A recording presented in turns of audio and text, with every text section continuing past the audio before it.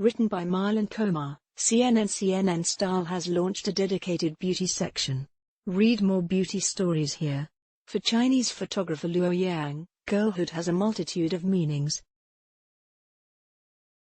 But rather than relying on the type of saccharine depictions often used in China to depict young women, gentle, delicate, and overly feminine, Luo's project Girls features edgy and alternative subjects who defy stereotype and expectation. Set against a background of rented apartments, hazy night markets and high-rise balconies, the series invites viewers to think about each woman's story. Sparsely decorated homes hint at struggle, though the subject's expressions suggest a certain resilience. Some of the young women are photographed with their partners, while others are seen sitting topless on rooftops or smoking at windows.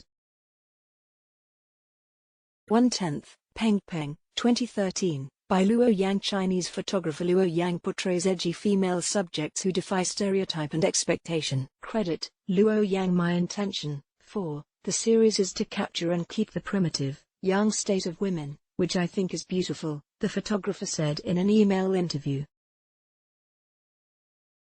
They are all girls, and, not just in terms of their age. It refers more to a girl-like state of mind. Dismantling gender stereotypes. So what does girlhood look like to Luo? In one photo, a woman stares unflinchingly into the camera as her head is shaved by a naked man. In the next, taken a year later, the same woman stands naked in front of a window, heavily pregnant, gazing out toward the city. A portrait from Luo Yang's ongoing series, Girls.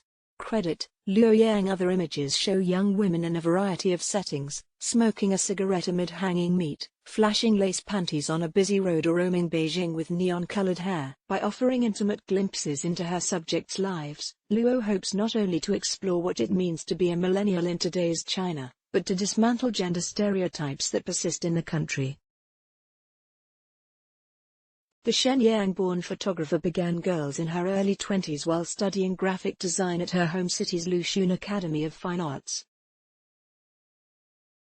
A self-professed confused and lonely youngster, she delved into photography to counter the unease she recalls feeling at that age. Luo began photographing her classmates and friends as a way to express her feelings and my inner self.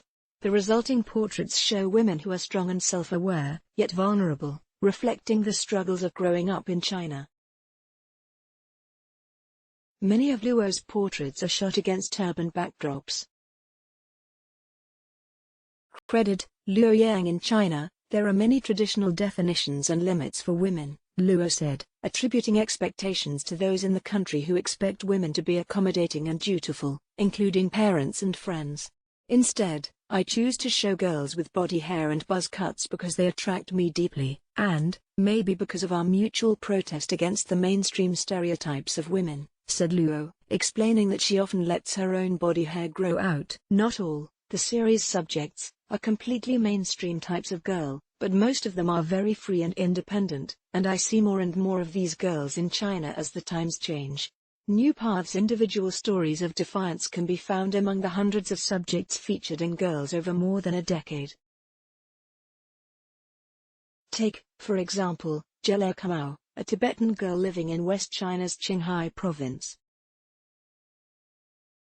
She had plans of leaving her small town to become a fashion designer, though her parents forced her to become a teacher, according to Luo. But Jele Kamau's portrait shows a defiant young woman with a spiky pixie haircut and hot pink dress. Luo, who said that the young woman is moving to Shanghai this year to pursue a career in design, felt the room light up with her subject's energy. I hope the girls around me, as well as myself, can live more freely, more independently and chase their dreams, Luo said, and that my photos might provide them with a certain amount of encouragement and praise to do so. Let's block ads. Why?